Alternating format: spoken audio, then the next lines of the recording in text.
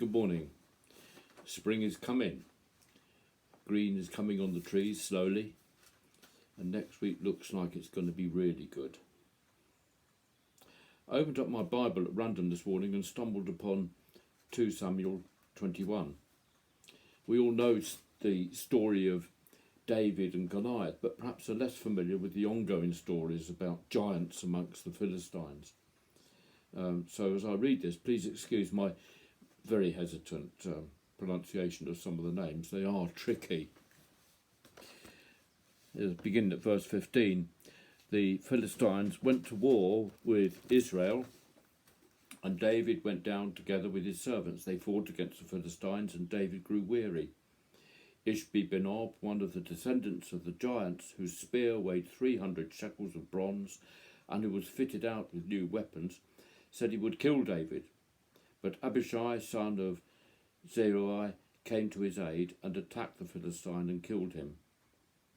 Then David's men swore to him, "You shall not go out to us to battle any longer, so that you do not quench the lamp of Israel."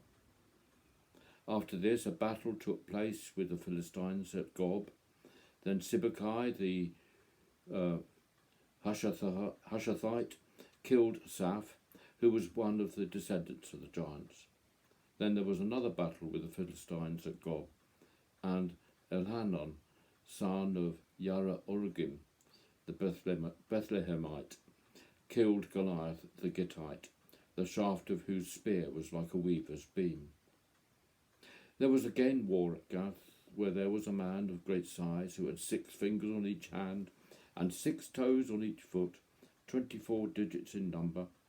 He too was descended from the giants. When he taunted Israel, Jonathan, son of David's brother Shimei, killed him. These 4 were descended from the giants in Gath. They fell by the hands of David and his servants.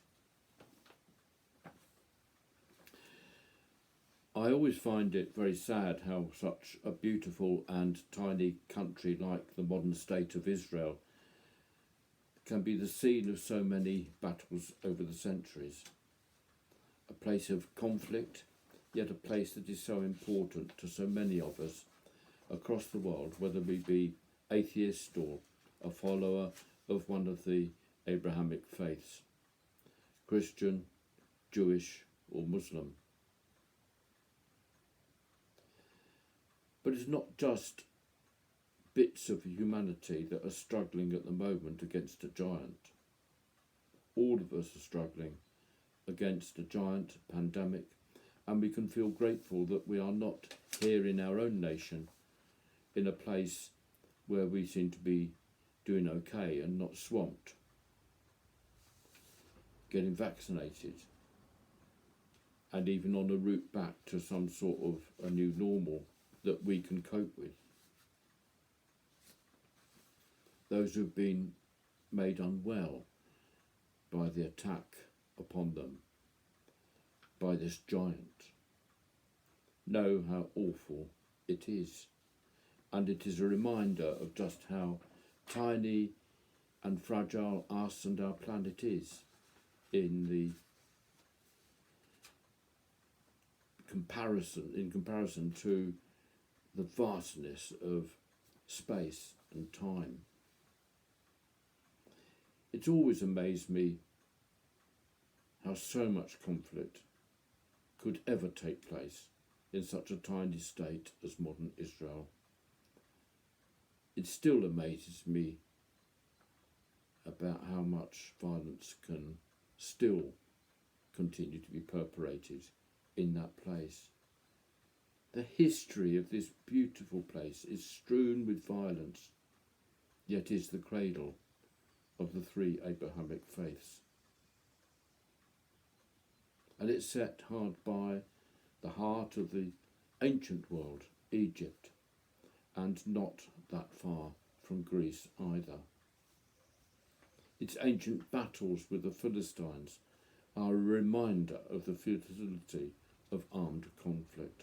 And as we fight today against this giant that cannot be killed with weapons, this is particularly true. It's a time when the best weapons we have in our armoury are unity and cooperation and love, whether we be people of faith or not. And we've seen this, people of all kinds stepping up to the mark.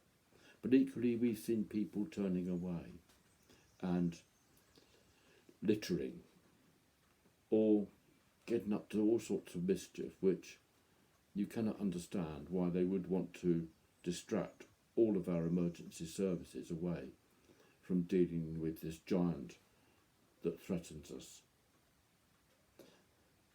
There will always be giants, there will always be wrongdoers, including ourselves, people who bully,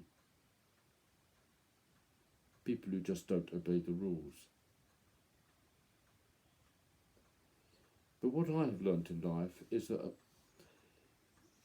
a bit of self-belief goes a long, long way.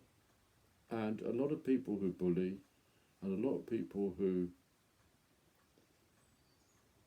don't obey the rules, they do so because of a lack of self-belief. And I myself, I think I would say that the times when I've done wrong have been times when I've not believed in myself.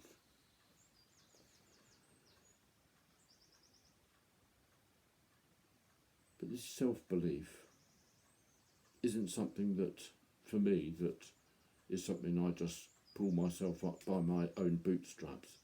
It has always been, whether I've been in the church or out of the church, and I've been both in and out all my life, it's been having that background of faith, that background of something to turn to, that little voice saying, Mick, you can do it. And I hope that we take that with us today. We can do it. Amen.